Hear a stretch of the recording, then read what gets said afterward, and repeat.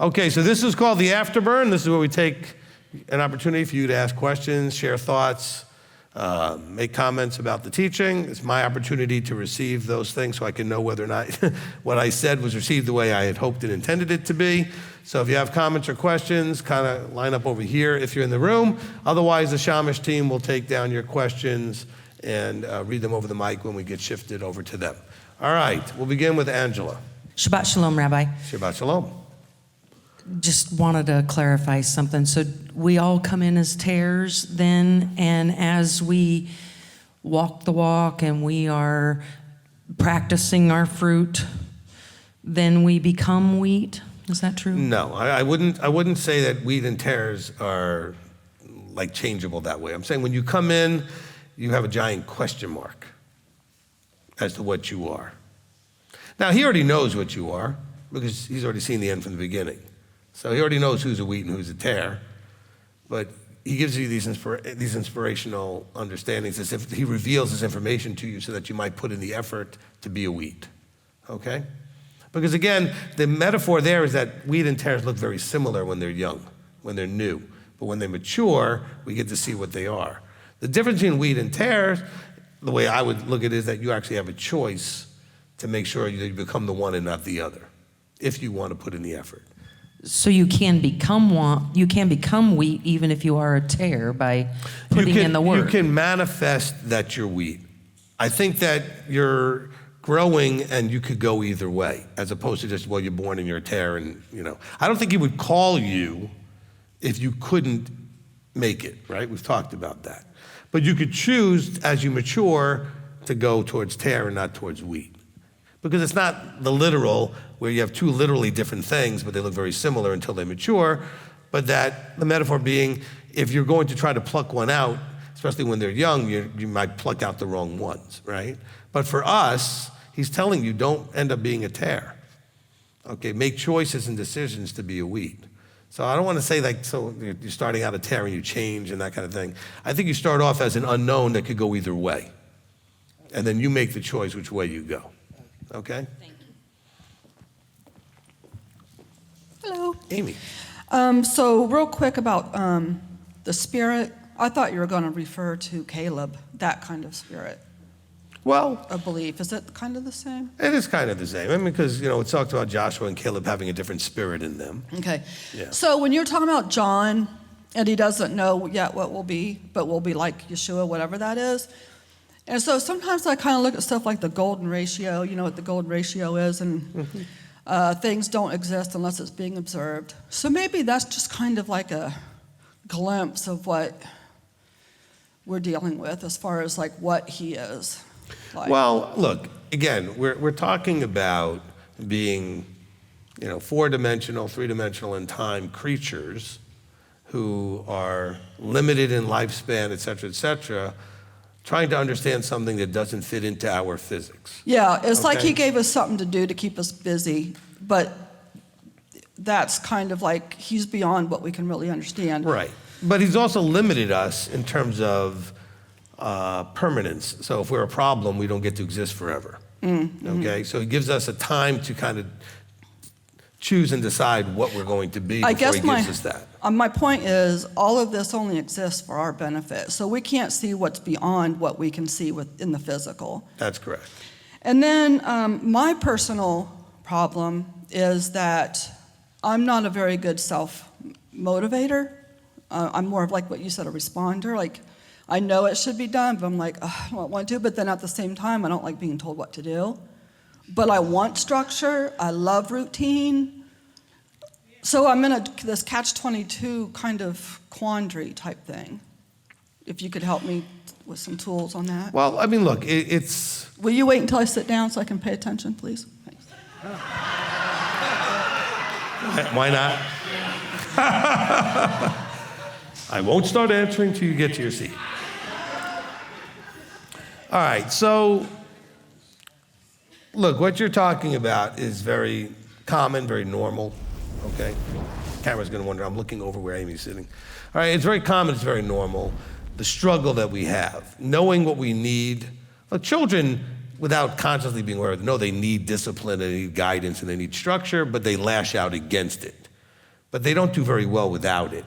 So we're the same way, just, because we're just bigger versions of that as we get older, where we like our independence, we like our freedoms, but we also realize that we need some sort of authority in our lives to keep us from going off the deep end somewhere, right? Getting off the path and really getting into trouble.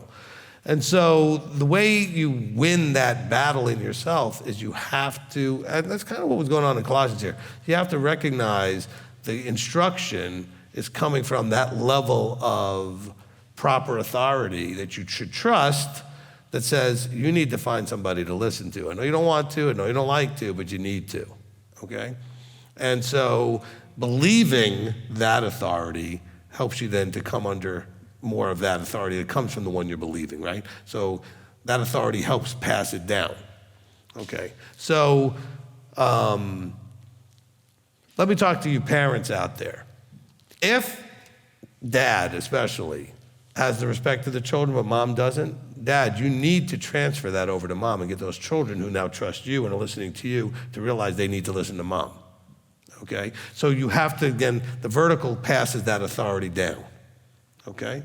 The Father gives it to the Son then gave it to his disciples, and then it keeps passing down that way. And so it only works, though, to the level to which you respect the one above, all right? So you need to work on how much do you respect the authority of the above, and then how much the authority of the above wants you to be under a physical authority so you can practice what that looks like, all right?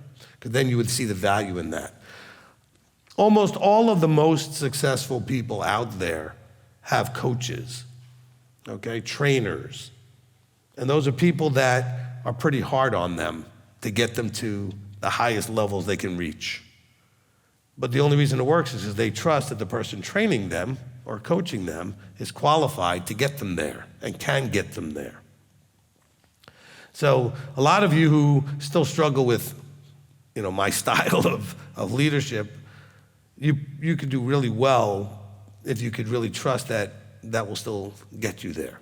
In other words, that the whole point is to help you get through some of those, well, I don't like to be talked to that way, and I don't like that, and I don't like this, and I don't want, well, maybe that's because that's what you need to finally get through. That's why he put you here. Okay, he could have put somebody else in front of this mic, because a lot of people complain, well, Rabbi, we'd like your teachings just fine, but if you could just be this way or that way. No, he picked me the way I am. I mean, he picked me. Not that I would not be growing into his image too, but I'm saying, but he picked me with my style, okay? I mean, when you read the scriptures, John doesn't sound a whole lot like Peter, who doesn't sound necessarily a whole lot like Paul. Their personalities are very different. So you guys were given me to listen to. That's just the way it is.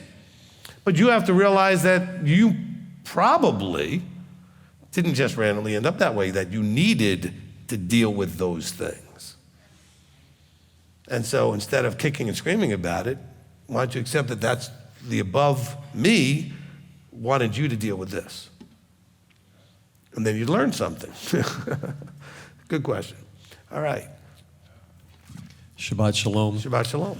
Everybody. I really enjoyed... I forgot your first name. Craig. Craig. Okay, good. I enjoyed your teaching. As a former Christian coming to this, it's really interesting how you bring it to a light where we have to actually do something before we just believe in Jesus as our Savior, and we don't have to do anything. We're just in, right? But one thing you did say was, during the whole teaching I really enjoyed, was what we do is like filthy rags.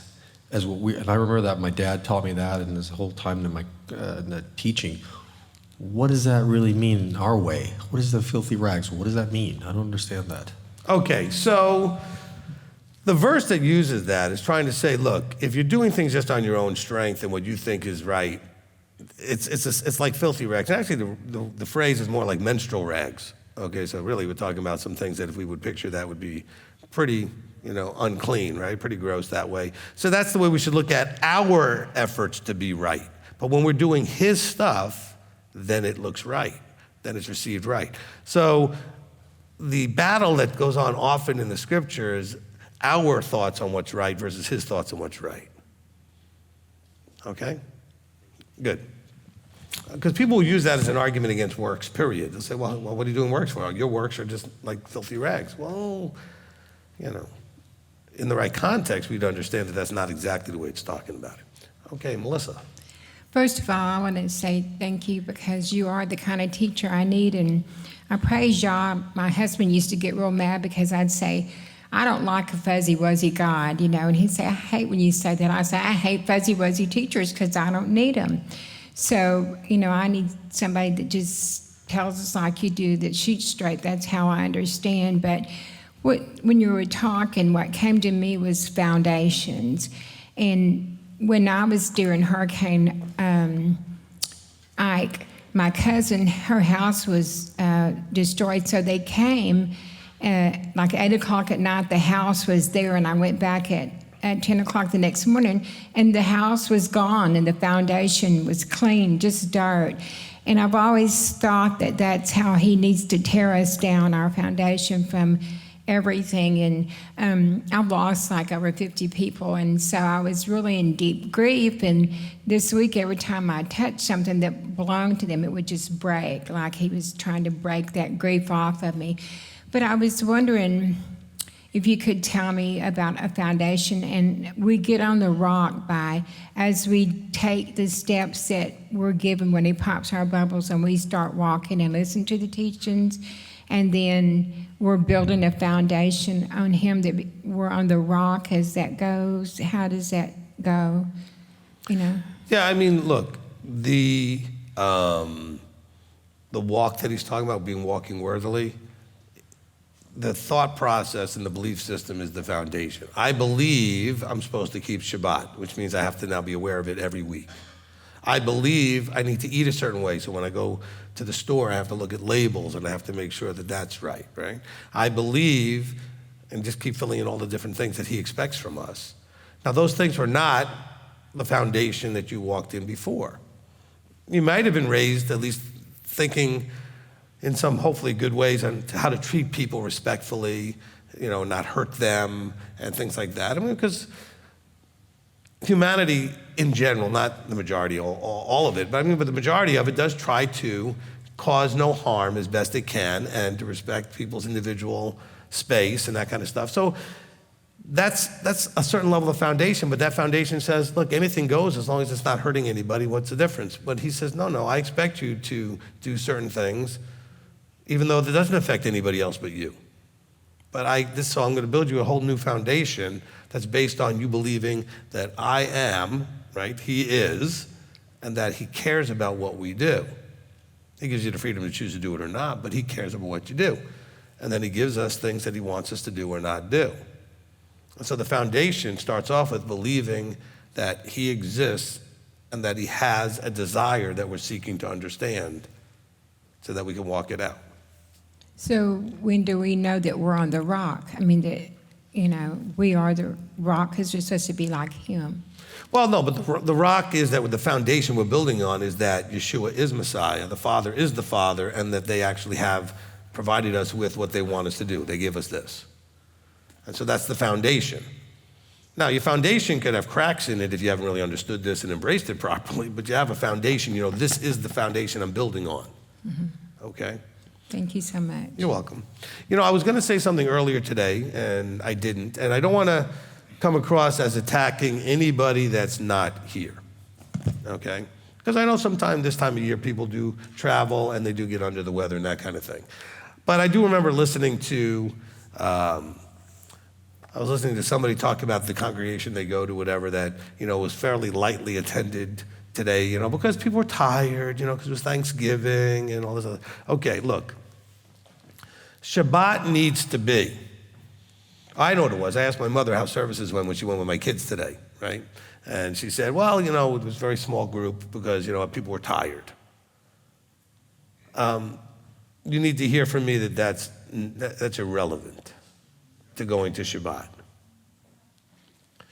Okay, Shabbat is not something you do unless you feel tired, or something you do unless, whatever. It's something that you do and you guard and you remember. Years ago, I had one person, and I said, I said, is your wife okay? Because she wasn't there. I said, is she homesick? He says, no, she's Shabbating at home. I said, I didn't know that was an option. Now, I know a lot of you watching, you're Shabbating at home because you don't have a place to go, but I'm saying, but if you had this to go to, you would be expected to go. And so I know we're a little light today, but I know because a lot of people traveled because you guys all moved here to be here, which means your families are not here. So a lot of people went to go visit their families for Thanksgiving. I get that. But just as we're getting through the winter and all that, I really want you to know that I won't use me, I'm going to use, I don't think he cares if you're tired. You should have been prioritizing being ready for Shabbat. I don't think he cares if this, that, and the other thing. If you're sick, stay home. You shouldn't come here if you're ill, right? But if you're not, you should be, here. And if you're watching the stream, you should be watching the stream. You should be attending and blocking out that time and protecting that time. Okay? Well, I could watch it later. No, you should be watching it live if you can. Yes, you can hit pause and then run to the restroom or go get something to eat or whatever, but you should be doing something that shows you're observing and guarding and keeping Shabbat. Okay? Because if your foundation is, I believe that I need to do what he said, well, what he said was you need to guard and remember Shabbat. Right? Between the two sets of 10 commandments, one says remember, this says guard. Okay? So you need to do both. And I watch people very weak in that. And by the way, there's no difference then in what he says about the feasts. And yet I watch people very weak in their feast keeping. And there's no difference between that and the tithing. I watch that. Or weak in their kashrut, and I watch that. Or weak in, just keep filling in the blanks. People are weak in various areas because they're not making what he says high enough in priority. It should be the highest priority. You exist for that, not that is something that happens while you're existing. It's a shifting of the way we're looking at it. Because I don't know, because I have people all the time saying, well, we were just tired, so we slept in and watched the stream. If you live here, that's a terrible excuse. I don't accept it. I don't accept it. I don't care how tired I am. I come and I do this job every week. Okay? By the way, and that's after doing a Zone 3 on a Friday night, also doing our Shabbat on a Friday night, also doing a Torah study on a Friday night. I'm still here on Saturday, then doing a Zone 2 in the morning, and I still come anyway. So where's the problem? Think about when we're doing the zones. Friday night, I will have already done Erev Shabbat and Torah study, then got up early to do Zone 2, then do services in Zone 1. And then counsel until midnight after that. Please stop telling me you're tired. Get more rest. Cut back on some other thing that you're doing that you could cut back on. Why are you not protecting Shabbat? Or other things of Yah? Where's the priority? He's watching you. Okay? Big brother is watching you. Your big brother Yeshua is watching you. And he's looking down going, well, I guess I wasn't as important as I thought it was to that person because they're doing whatever they're doing instead of doing what I told them to do. Okay? How do you demonstrate your priorities? That's why I tell you about being Shabbat-centric or Chag-centric for the feasts. You should never have any of these things sneak up on you. You should be already planning for them in advance and preparing for them and emotionally, spiritually, mentally, etc., getting ready for them and excited about them, and nothing should get in the way. But do you do that? And that's really where the problem comes in. Again, I'm not judging. So you know what's going to happen? The few people that are out today that had legitimate reasons, they're the ones that are going to be all upset. And they're going to come and apologize to me. No. Examine yourself. If you're legitimately home, be at peace, please. Okay? But not everybody is legitimately home, and you should own that and fix it. You don't have to come and apologize to me. Just show up next time properly. And if you're tired, then figure out a way not to be tired. It's Shabbat. Sundown is like 5 o'clock almost at this point. 5:30, 5 o'clock. How do you not have enough time to get some rest to be here by 1 o'clock in the afternoon? How much sleep do you need? I went to bed last night around midnight and still got 9 hours of sleep, which is a lot for me. I normally get about 6. But it's Shabbat, and I got to sleep in. And I still had many hours before getting here for services. Because I got up at like 9 in the morning. Services at 1. How much time do you need on Shabbat? That you couldn't catch up and get some rest Friday night so you could be here? And I did the Torah study. So I didn't leave here till almost 11. Got home, wound down a little bit, went to bed. Fully energized, not tired. So I think a lot of it is just lame excuses, okay? Because we're not prioritizing the things of Yah enough. And some of you are thinking I'm being mean. I'm sorry. I'm not sorry I'm saying it, I'm just sorry you think it's mean, okay? Because you're not getting the point. Okay? And he's trying to get your attention. He's just using me to do it. So own it if it's you, all right? All right, Marlene. Shabbat Shalom, Rabbi. Thank you for Shabbat everything. Shalom. So I was, I thought this is what I heard you say, something similar to this. So, well, we know initially Yahweh disturbs our peace, which makes us start looking for the truth.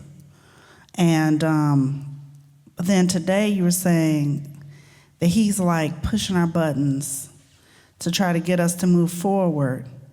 And he keeps doing it as long as we keep moving forward. But if we stop responding, then he can, and we give up, he leaves us alone. So was that kind of what you were saying? Yes. So then if we keep having our peace disturbed and our buttons pushed, then we're moving forward. And then we should repent when we get the buttons pushed or whatever and figure out what is the thing what in us is the problem why we have a button. And then after we disengage, get the button disengaged, he's going to help us disable the button. Then we'll have another button that gets pushed eventually that we'll have to disassemble. Yep. And then just keep moving forward like that. So then it's a good thing if we're getting buttons pushed. Yes. And our peace is being disturbed. Yes. So hallelujah. Okay, Yeah. so I'm looking forward to more and more disturbance of peace. Glory to Yahweh. Look, the point, one of the pieces of the puzzle that I want to make sure is clear, and I had this experience in a sort of, we'll use a fairly, social human example. I used to work as a DJ back in the 80s, like everybody did in the 80s. And so I did a lot of gigs on Saturday night after sundown. And so my friends who were Torah observant and Sabbath keepers would invite me to go out with them Saturday night after sundown and everything. And I almost always had to say no because I was working. Guess what happened eventually? They stopped asking because I kept saying no. So they just figured what was the point. So at some point, I think Abba does that with you as well. If he keeps poking and you don't respond, eventually he just stops.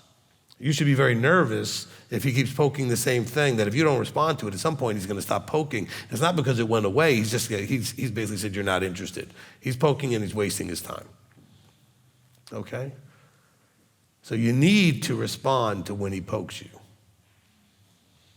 Because then I started getting disappointed because there was some times when I wasn't working and they wouldn't invite me and I'd find out they all went out and he said, well, we just assumed you were working. So Abba's going to be like, I just assumed you could ignore me again because you ignored me the last 50 times I poked you. So what are we teaching him about ourselves when we ignore him? Well, we're showing that we really don't have any interest in doing it. So the thing that Marlene said only works if you don't take too long in responding. He's going to keep poking you about something. As long as you're making some response and making some effort, he'll probably keep poking you. But if you ignore it and just kind of push it aside and try to excuse it in some way, at some point he's just going to say, you're not ready, you're not interested, so why would I waste my time with you? And that was your choice, not his.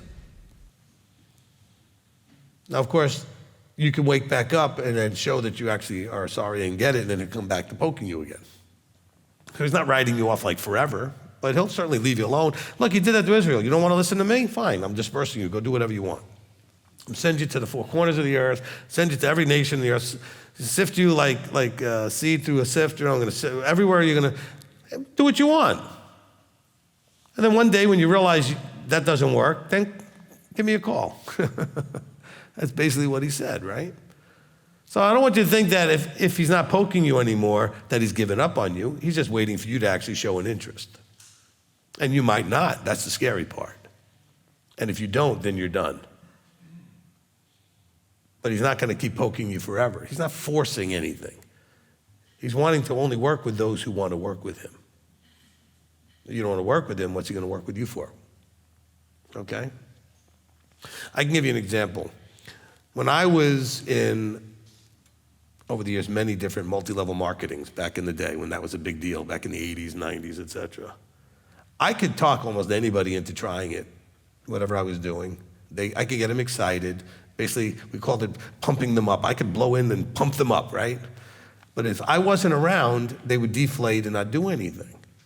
In other words, they were not actually interested. And I had to learn that I was wasting their time and mine just because I could get them excited about something, but they weren't actually excited about it. So Abba's not going to sit there and try to keep pushing you towards something that you don't really want. He's going to poke you to see if you want it. He's creating an opportunity for you to be aware that there's a whole nother world you didn't know existed. Or actually the real world existed, you didn't know it really was the real world. But if you don't want to respond to it, he's not going to sit there and keep pumping you up all the time. He's not going to do that forever. Why would he give you an immortal body just so he has to keep you pumped all the time so he can have you doing whatever, in submission to him and trusting you and everything else? You have your part, which is to demonstrate you want this. You're excited about this, all right? And the reason I never got anywhere in some of those multi-levels is because I never found another person like me that wanted it. Okay, and so I'd end up quitting at some point because I was frustrated always having to keep everybody all pumped up. So I gave up on those businesses. It would have worked fine had I found at least a few that, like me, really just wanted to put the work in without needing somebody to constantly call them up every day. Did you do this? Did you do this? Did you do this? Who wants that kind of a job? Well, Abba doesn't want to have to be on you every day to try to get you excited. He's going to be on you to keep growing if you want him to grow. He's going to keep giving you those opportunities, but he's not going to generate in you the desire. Either you want this or you don't. And you demonstrate that by your choices. How badly do you want what he's offering? I mean, it's simply an offer. You can live this life any way you want and die. You have that right and that freedom to do. Or you can live this life his way and live. That's basically what he's offering. But do you really want it? Because up here you want it because you think, well, I don't want to die and everything. I'd like to live forever. But do you want it? Are you willing to pay the price for it? Because he doesn't want just somebody who wants to live forever. He wants you to want to live forever in submission to him, trusting him. That needs to be demonstrated. Are you willing to do that? Are you that interested?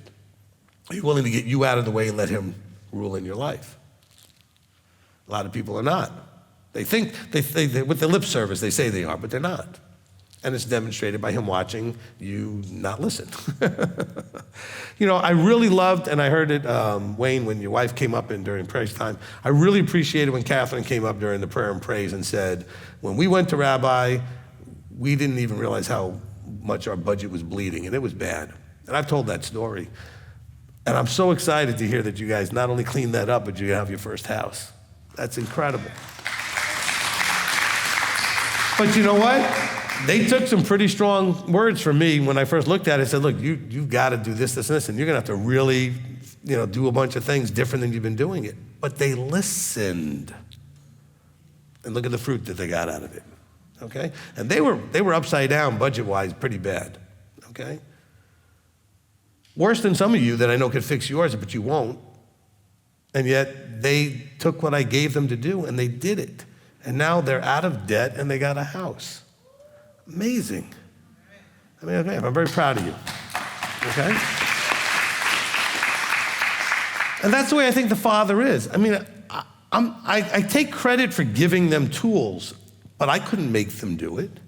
I give lots of people tools. The Father gives everybody that he pokes all of the opportunities, but how many of them actually make use of it? And so I get real excited, as I'm sure the Father does too, that if I gave somebody tools and they used them and it bore the fruit, I get really excited about it. Guess what? I think he gets excited about us too. When he gives us and we take it and we use it, and he's like, yeah, I'm proud of you. Oh, good. That's where you get the well done, good and trustworthy servant. He says, well done, you're starting to get it. You're doing what you're supposed to do. You're listening to the anointed appointed who I put there to counsel you and guide you, and you're getting the results that you're supposed to get. And some of you will hear Catherine get up here, say what she said, and you're still not going to come and get the guidance you need. Or you've already come and you're not doing what we tell you because you don't believe it's going to work. It worked for them, and for some of you, their situation was worse than whatever you're in, because it was pretty bad. But they listened. They took it to heart, and they made a commitment. We're going to fix this. Okay?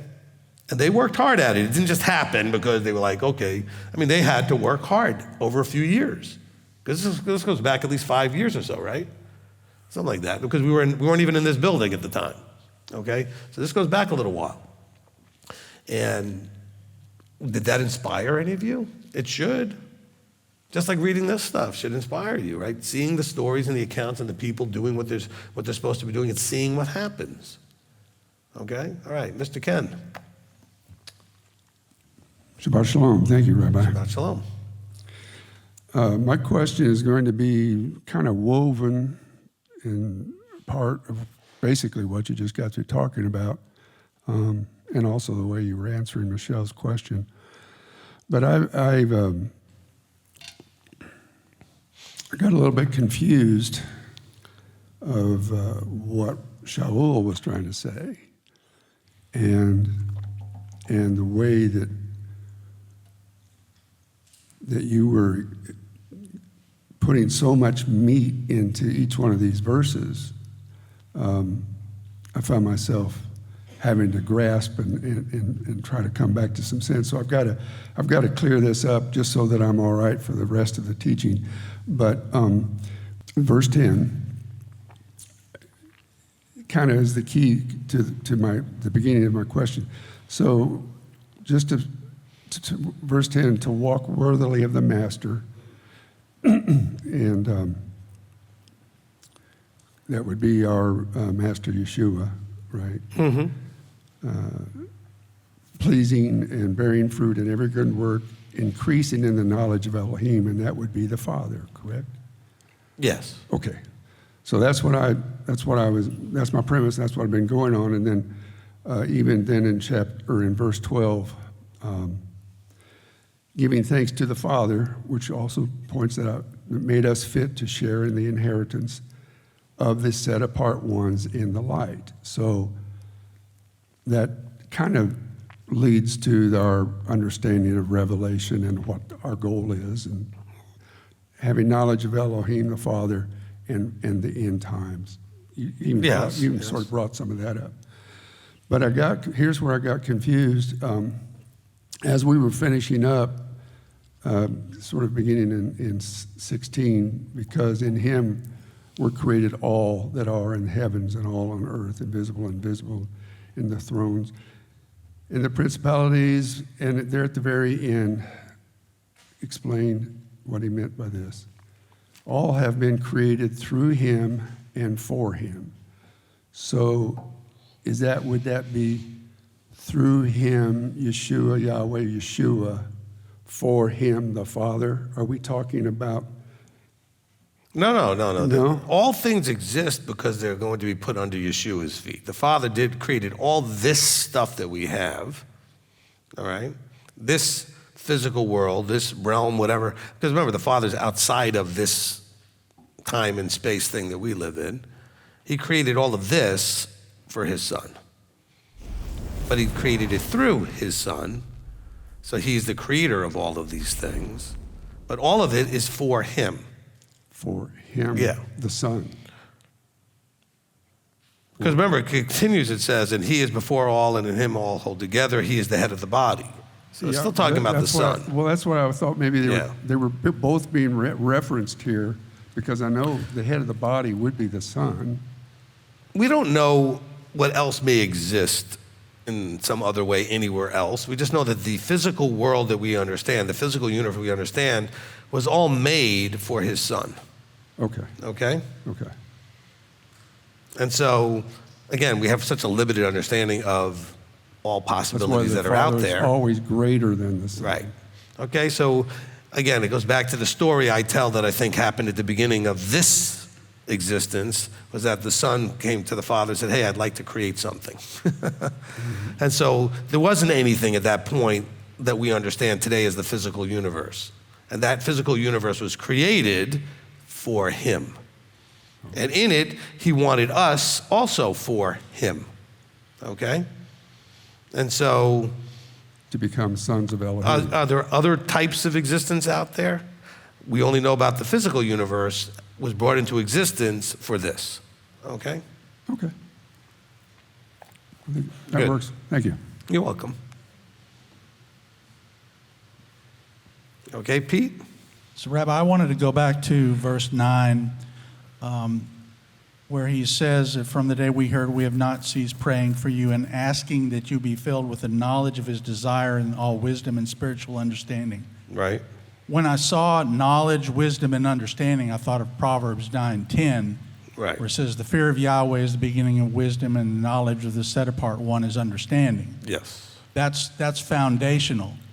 And so I'm wondering if Shaul put that, all three of those words together there as part of the foundation, that the fear of Yahweh then gets your alignment correct, so that when you are walking, you're walking worthily of the Master. You've established who you are supposed to be walking worthily for.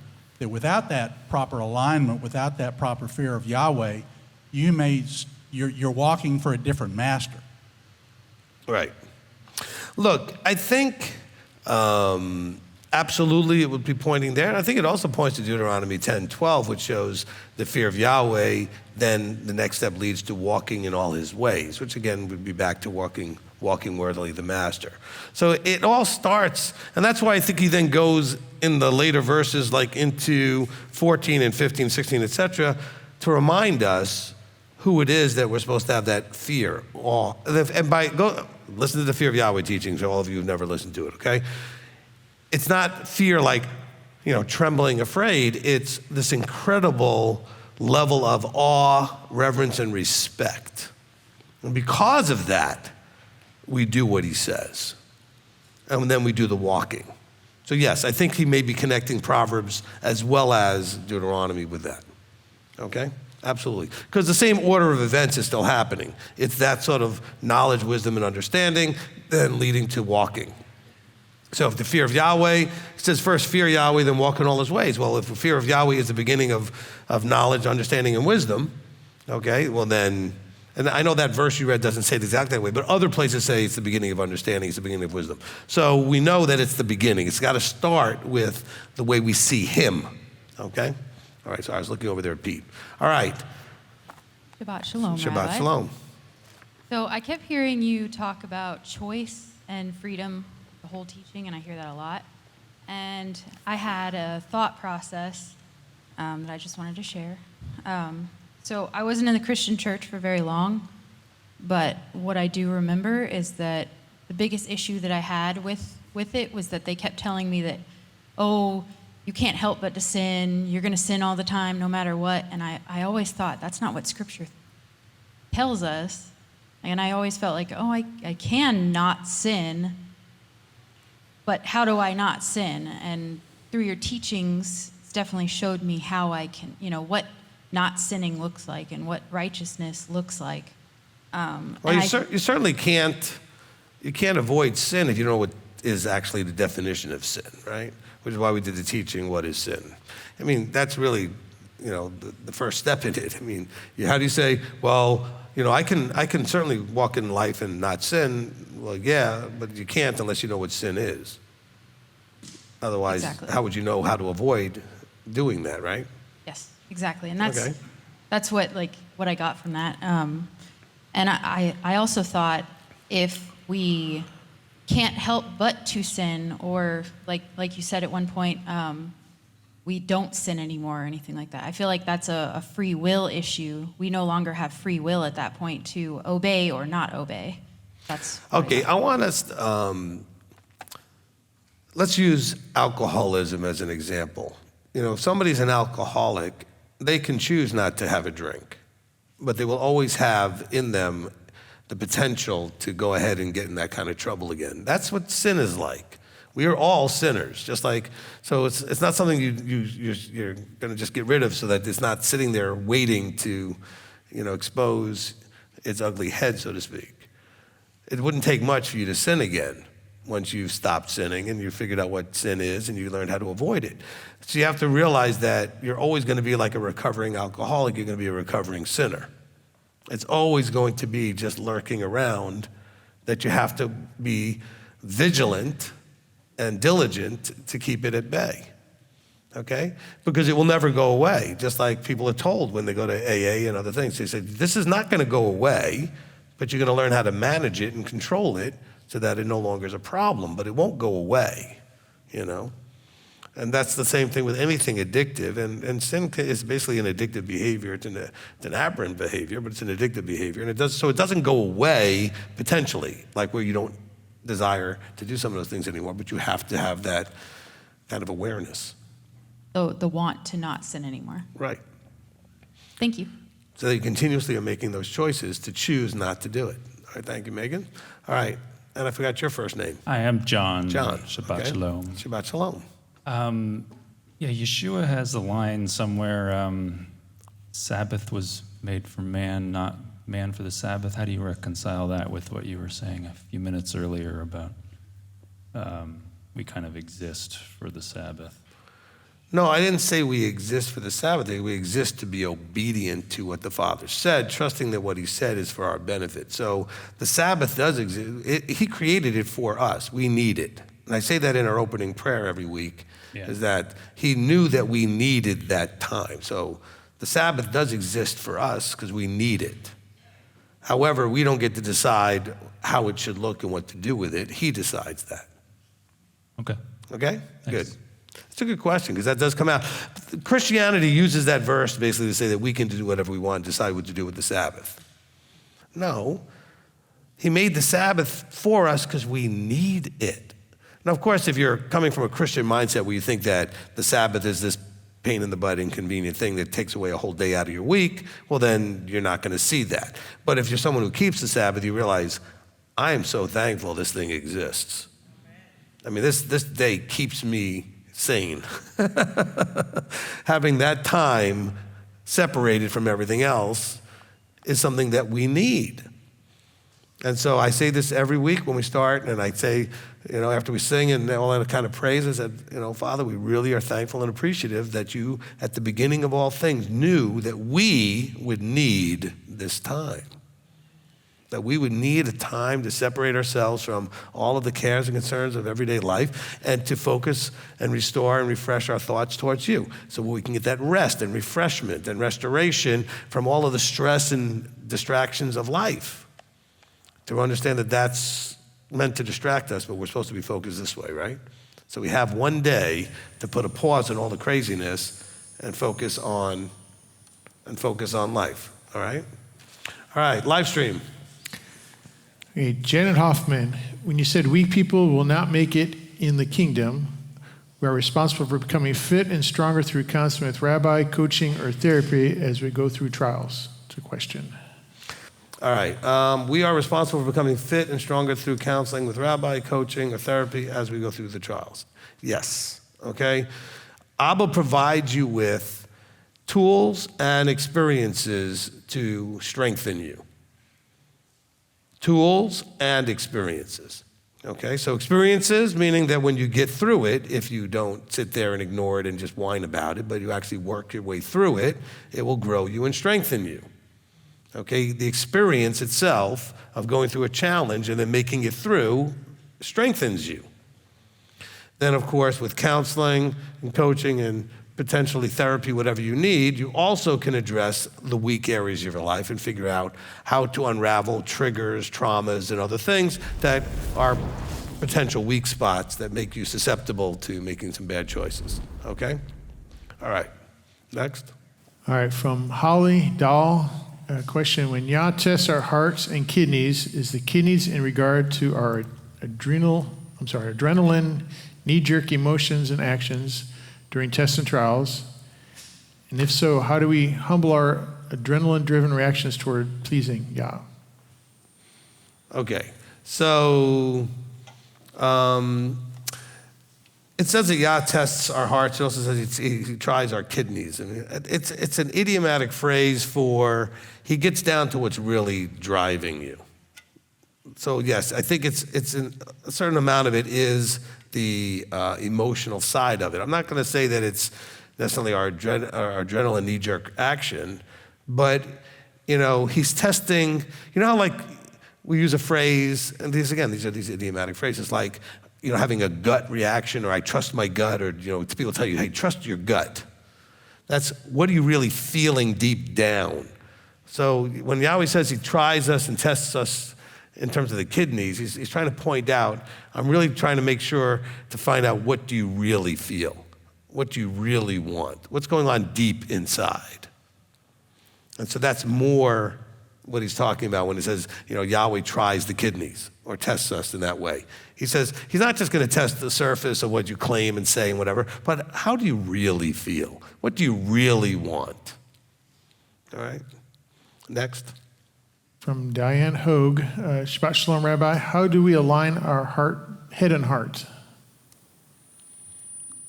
Okay, so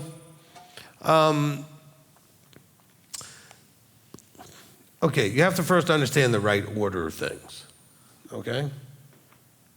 It has to be where you're working on your head first. The head is where the thoughts are. The heads are then also hopefully where the rational reasoning is. And if you are taking thoughts into captivity, all right, in other words, we have all kinds of thoughts. Some of them are our own, some of them are other people's, and we hear them, and then we ponder on whether or not we agree with them or not. So information is coming into our heads. So let's call thoughts simply information. And so you have to decide what to do with that information. Now, if you have that information where you're dwelling on it or you're accepting it, over time, depending on how repetitively you have that information come to your awareness, you will attach an emotion to it. Now, if you are not choosing that and it's just happening by default, then you don't necessarily have your heart and your head aligned, because the heart's going to just be driving. So the proper alignment is that the head is driving, not the heart. The emotions are hopefully proper manifestations of a rational reasoning thought process to do or not do, or to like or not like, or whatever. Okay, so the emotions are hopefully in line with, because if you use the word alignment, that's actually a real good word for that. There's a vertical alignment. The head has to be above the heart. But you need to understand, though, is the emotions are way stronger than thoughts. So once an emotion has been attached to a thought, new thoughts are not going to do well running up against that thought, because that thought now has an emotion behind it. Okay? And so it has to start with, you must have enough awareness. I tell people they need to have hypervigilant awareness of their own self. So you have to be aware of what's going on in your own head. Information's coming at you all the time. People around you doing things. You got digital devices on with things that are playing, whatever. So you got all this information always coming at you. You must be very diligent about what you do with the information. Do you discard it? Do you allow it to be something that gets an emotion attached to it? You have some information that comes in, it makes you happy. You have some other information that makes you angry. Or I should say you choose to respond with anger or happiness. But are you actually choosing? Or have you just been, you've trained yourself to respond in a certain way, okay? By doing it repetitively. all right?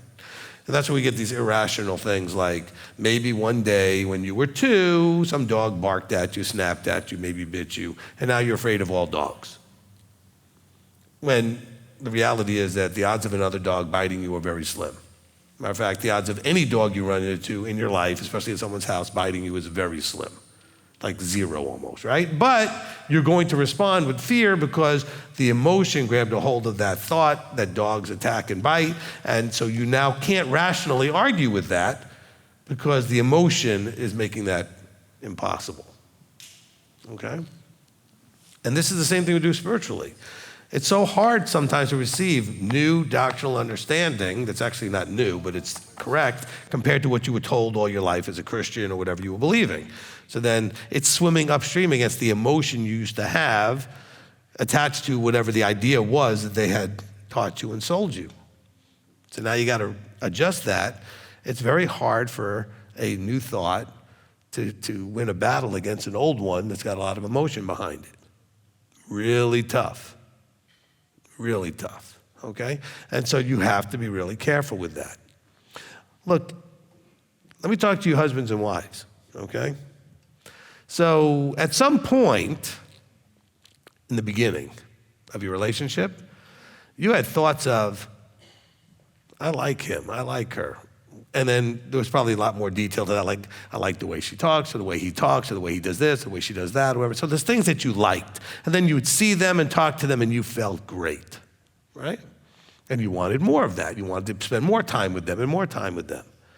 Then at some point, things didn't go so well in your relationship, and over a period of time, there was new thoughts. I can't stand him, I can't stand her, she irritates the snot out of me, blah, blah, blah. Now it's hard to remember the other thought that used to be there.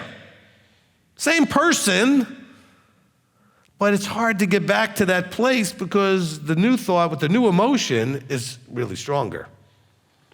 Now, initially, it probably wasn't. Something happened, you were a little upset, but you still loved them and things were still great. But if that thing keeps happening enough, it becomes the new dominant, emotionally driven thing. And now you can't even remember how you started. It's like, I don't even know why I married you.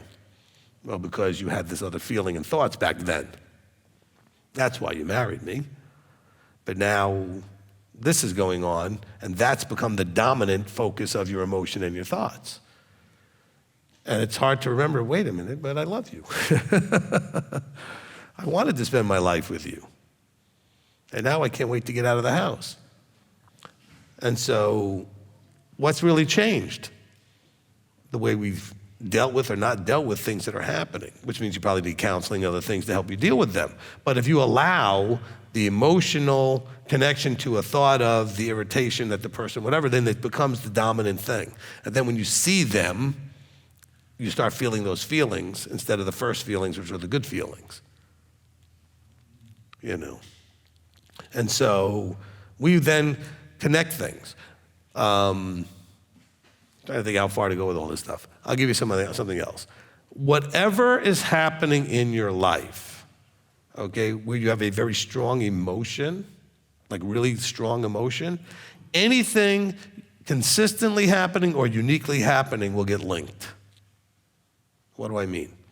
Anybody have a song that when you hear it, it puts you in a certain place? Okay? Man, there's certain music that plays, and my wife always says, I'm right back in college playing volleyball or whatever. Because that song, they seem to play all the time when the volleyball team was playing. So it's like certain songs can take you back to a relationship or take you back, certain smells take you right back to mom's kitchen or take you back to some restaurant, whatever, smells, sounds, anything like that, when you're in a strong emotional place, positive or negative. But you got to be careful because you will link without effort. You didn't link that smell to that place, it linked itself, right? Or that music or that song. These things link themselves. So you come home angry and you see your spouse's face. And you come home angry and you see your spouse's face. Then seeing your spouse's face is going to make you angry at some point, even though your spouse didn't do anything to you. Do you understand? I mean, we actually link things without consciously doing it. Which is why you have to make sure that you're in a proper mindset and emotional state when you see those you love, so that we're connecting things correctly, all right? Because if you're angry and you start interacting with your children will start to think that they're the cause of the anger, even though you were angry about something else. You know? And they'll start blaming themselves for something that had nothing to do with them. You were already angry. It had nothing to do with them, but then you start snapping at them because you're already snapping at everybody. So let's be careful how this works. The vertical alignment has got to be, you have to be aware of your thoughts and be even more aware of what you do with them. Because if you allow it to be something you meditate on, dwell on, and think about, an emotion will attach. Once an emotion attaches, then eventually action comes out of the emotion. And so that's where we end up with a problem, okay? Okay, it's like I use the example. A guy's driving down the road, and he sees a pretty woman on the side of the street, and he notices her because he's a guy, he notices her. That's a thought. Then he goes, I'm married, I don't need to be looking over there, and he keeps driving. He took the thought into captivity. A thought he couldn't control. It's just a thought that first came. He said, I noticed a pretty woman. Now, what if he thought, she's a pretty woman? He's really thinking about it, and he decides to drive around the block and see if she's still there and see her again. And now he's getting some emotions attached to it. Now this guy's kind of start to have a problem because he didn't take the thought into captivity. Nothing wrong with the thought. It's natural. A woman or a man is going to see somebody they think is attractive. They're going to notice, oh, that's an attractive person. But what do you do with that? Okay? Just like something could be going on that's irritating, you could decide to be irritated or not. Anything that you're aware of is simply an awareness in the thought. But what do you do with it? And then what you do with it is whether you're going to handle it well or not is that based on that choice. And so, you know, the emotion, anger, joy, lust, desire, preference, whatever preference is, I want, I don't want, ultimately, right? Married man sees a pretty woman and decides, I want. Now we got a problem. He didn't just notice that she's pretty. Now he decided, I want. That's the emotion, I want. The thought has an emotional expression. Pretty, I want. Okay, now you're going to get yourself in all kinds of trouble because you're a married man. You can't do that. So you have to be understanding that the thought alignment has to come before the emotion, the heart. They have to be aligned properly. So you must start by controlling your thinking. Thoughts that should not be held on to need to be taken into captivity, discarded, whatever. All right? When I first met my wife, I actually didn't meet her. When I first saw her, she was walking at services for first day or last day of unleavened bread or something like that. And I didn't know who she was. I just noticed, pretty girl. I said, oh, that's a pretty woman right there. But she was walking with a little 3 or 4-year-old that looked just like her. I didn't know that was her niece. I thought, this is a married woman, that's her daughter. So I just didn't think about her again. Now later when I got to meet her, I kind of recognized her and I said, oh, wait a minute, so you were the one I saw, and oh, that's your niece. Because I had just written, my brain just said, nope, which is what you should learn to do. I mean, I saw her and was like, oh, caught my interest. Saw the child, lost my interest. And it's not because I thought single mom. I just assumed she was married and that was, I just didn't connect up any other thing. I just said, you know what, I don't need to be going that direction. So do you have the strength, though, to take thoughts into captivity? You know? Because I could have thought, I want, and then started finding all kinds of ways to not worry about the other details that could be, you know, inconvenient to what I want. And then I could have maybe gone and pursued potentially a married woman or whatever it was. I certainly could have done that. Because I want means everything else is just annoying interference. I mean, I can push that aside. Because I'm going to try to figure out how to get what I want. Because that's what we always do. We always try to figure out how to get what we want. So I got to be careful what thoughts I allow to turn into I want. Okay? Because that could really be problematic. All right, next.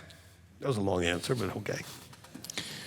Janet Hoffman, Colossians 1, verses 11 and 12. All endurance and patience with joy, giving thanks to the Father. Is joy then connected to giving thanks? And can we expand on how to grow in our patience? Okay, is joy then connected to giving thanks? I guess the answer would be yes. I mean, the main thing is let's understand, okay, so you're going to endure. Is that any fun? Is there any joy in enduring? Generally, no. Is patience a joyful experience? No, all right? So he's trying to say, look, in all endurance and patience, do that with joy. Find a way to have joy. And this goes back to James, chapter 1, where he says, count it joy in your trials. Right? How could a trial be a joyful thing? Okay? So when we think of joy or rejoicing, it's like a celebratory thing, right? It's like you're celebrating something. You have joy and you're celebrating, rejoicing, like, hey, like your team wins or you accomplish something, right? And you sort of have that joy of accomplishment or winning or whatever. Well, understand that a trial or a situation needs endurance and patience. If you can get through it, you can have joy knowing that it's going to do what? It's going to strengthen you. It's going to build your character. In James 1, let me just read it to you. It says, my brothers, count it all joy when you find yourself in trials, knowing that the proving of your belief works endurance. So the trial helps to prove your belief, which helps develop endurance and strength and all these other things that we talked about, so you're not weak, but you're strong. So the giving thanks is a part of all of that, and that you're giving thanks for the opportunity to have the endurance developed and the patience developed and to strengthen through the experiences. So he says, all endurance and patience with joy, do that first, and then giving thanks to the Father for all of that, okay? So then joy is connected to giving thanks when you are looking at it from the right perspective. Okay? So can we expand on how to grow in our patience? No, he'll give you plenty of things that, you just have to look at it from the right perspective, okay? What's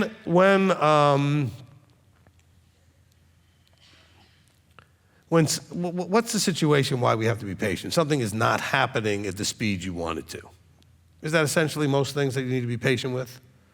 Something is not happening at the speed you want it to. So then you have to win the battlefield of the head and the emotions by saying, okay, does it matter? This is a chance for patience. Is there anything I can do to fix this, change it, or whatever? So learn from the experience. Like I've learned that I'm not a big fan of lines. I don't like to stand in them and wait for things. So I will either stand very patiently in a line, recognizing there is no other choice, or I will get out of the line and do something else and come back and do something. So then I'm learning. So I have joy in that I've learned how to handle the situation. If I don't need to be there, then I just won't do it. If I do need to be there, I'm going to recognize there's nothing to do about this. I'm just going to sit here and not complain about it, but recognize that this is going to help me build my patience because I have to be here. It has to be done, which of course is one of the strengthenings that we need to have, which is recognizing some things you can't avoid and have to get done. And so you just have to get them done. Now, doing it with the right attitude is the highest level of getting it done. Doing it with the wrong attitude, you're still going to get it done, but you're not really accomplishing everything you could. You're getting the sort of the minimum value out of it, okay? You did get it done, but you missed all the growth you could have had. All right, next. Daphne Neighbors, in verse 20, why is peace the word used for what he accomplished through his blood? All right, so what kind of state does sin put us in? It makes us enemies, doesn't it? So we're in an enemy state. So when he did what he did in redemptive form, it then brings peace between us. It reconciles. Right? So if you're ever at odds with somebody and you want to reconcile, that means that you have to come back to a state of where you now have peace with each other. So that's why. It's understanding let me just see if I can find the verse I want to talk to you about it. All right. So in verse 20, it says, and through him completely restored a favor all unto himself, whether on earth or in heaven, having made peace through the blood of his stake. Look at the next verse. And you who once estranged and enemies in the mind by wicked works, but now you have been completely restored to favor. So there is no peace between enemies, but now you're not enemies anymore, okay? So there's a peace that's been created there. All right, next. From Lise, Colossians 1, verse 7, who is Epaphras? Also is against Torah, or did I break Torah by replacing Epaphras' name with Rabbi Steve's name as I follow teaching? Okay, so first, we don't know who that is. It's just somebody that was part of the congregation that, Paul is calling a beloved fellow servant, okay, who's been there helping them to whatever degree, okay? So I don't know who that is. The study of, like, more of the history of things that are going on, everything else has never been what he's had me doing. It's really getting how much out of this do you need and how to use it in your walk, right? So I'm not the most well-versed on all the names and people, and so there may be some significance to this person. I am not aware of it at the moment, okay, because that's not what I study.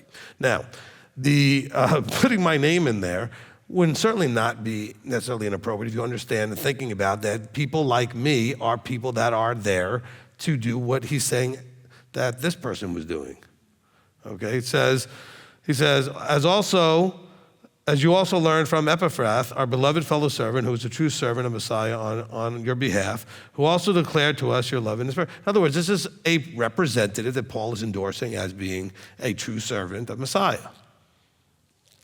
So, certainly you can put anybody in that space who has that role in terms of looking at them in the same way, okay, if you want to look at somebody in that way. All right, next.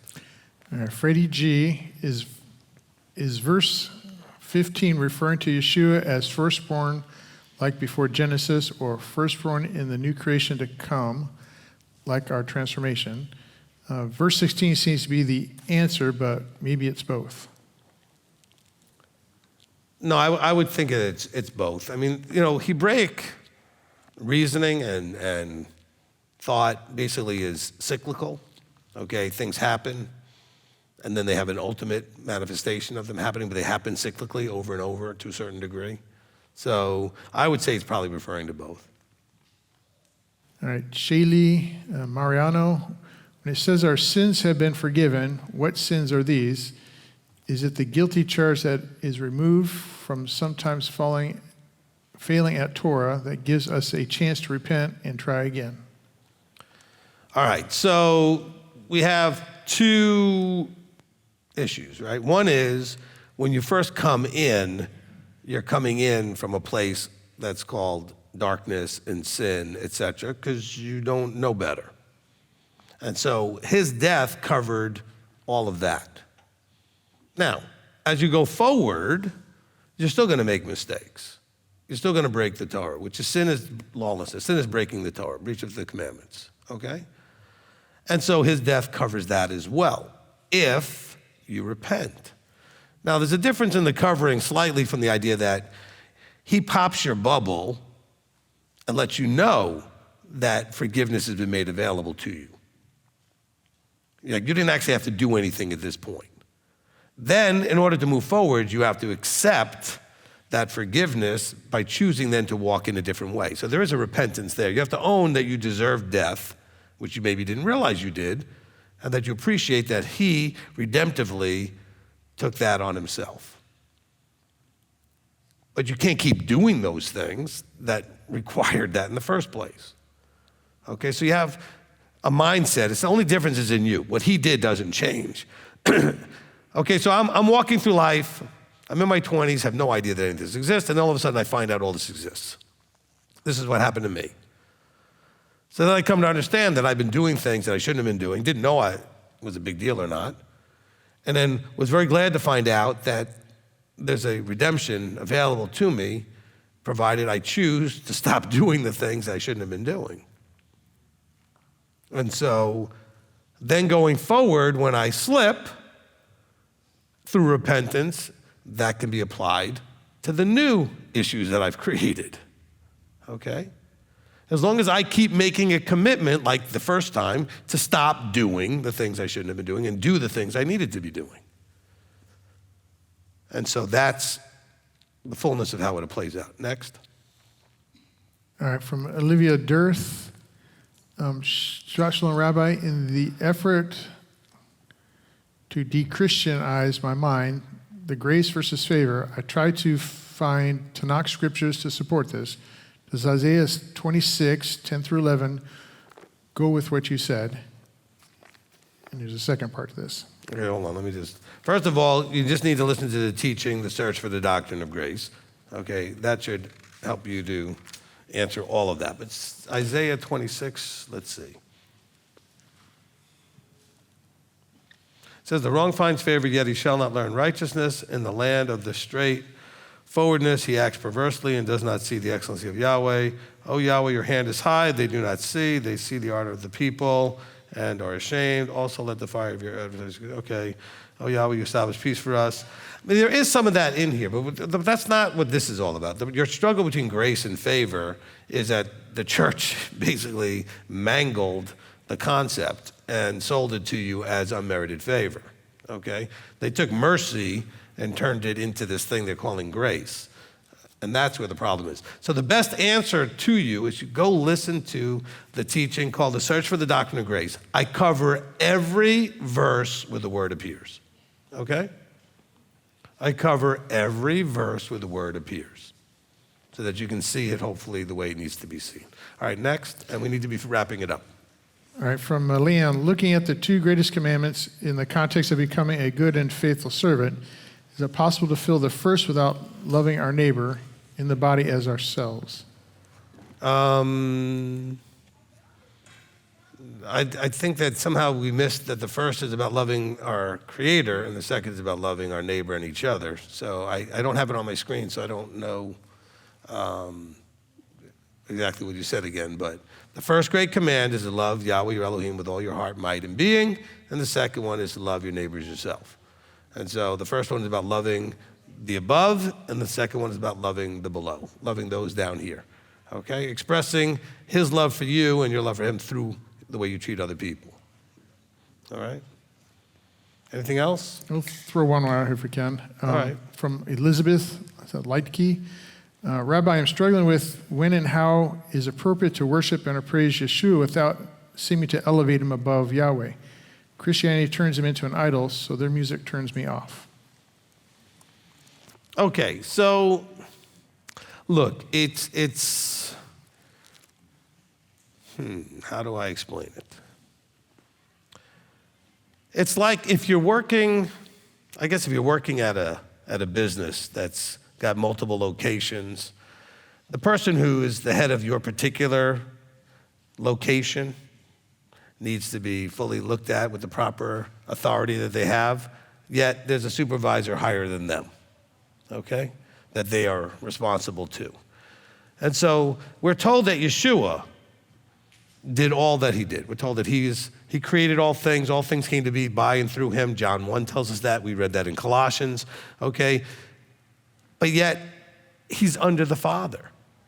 In other words, think of the Father as the one who gave permission, authorized, empowered all that exists to be, and then allowed that Yeshua be the one that brings it all into existence. Because it was all done for him, okay? Probably the Father and the Son teaching would help you for that. Do you know the Father and the Son? Okay, but yes, Christianity makes it all about the Son, and that's where it really gets very confusing, okay? Yeshua says very clearly, my Father is greater than I. Now, when I first said that, I don't know how many years ago I said that as part of the teaching, I got people all mad at me, thought I was being, all disrespectful and everything. I was like, I just read what he said. I don't know, how do you have them equal, all you Trinitarians, when he said, my Father is greater than I? They're not equal. He says they're not equal. Now, that doesn't make him any less everything that it says he is. His Father's just more than that, okay? Takes nothing away from him. He just simply says, you're impressed with me. My Father's greater than me. It shouldn't be that hard a concept to figure out, okay? He is everything that Paul tells us in Colossians and John tells us in the Gospel of John when he's trying to describe, Yeshua speaking, right, trying to describe things, and John's describing things. He says, in the beginning was the Word, and the Word was with Elohim, Word was Elohim, and all things that came to be by and through him. Yet he says, my Father's greater than I.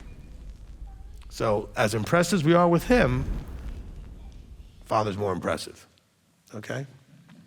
And he said, for all of you Christians out there, he said, I don't want you focused on me. I came here to point you to the Father. So don't be all, everything's about me. You know, Christianity's got, it's all about Jesus. Well, no, it's not. It's all about the Father. The Father says it's all about his Son. The Son says it's all about the Father. Okay? Because he did all of this for his Son, but his Son wants us all to focus on the Father. Okay, so it shouldn't be that complicated. And so we have a proper, hopefully proper love, respect, awe, reverence, etc. for the Son, knowing that he wants us to direct more of that, or mainly direct that towards the Father. Okay? All right. That last one? All right, good. Hope that was good for everybody. Awesome.